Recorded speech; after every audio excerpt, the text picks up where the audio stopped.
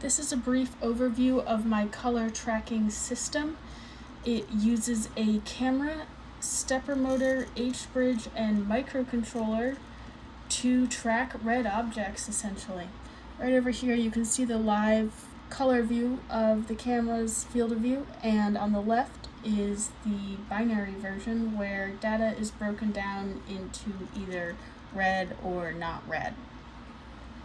This uses PID control, pulse width modulation, and UART for all communication, and of course a bunch of logic gates for the pulse width modulation module on the PSOC side.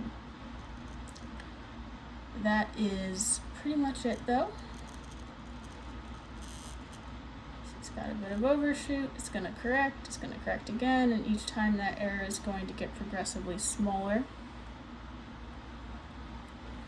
Color detection systems like this are sensitive to lighting, that's something to keep in mind. But that is pretty much it.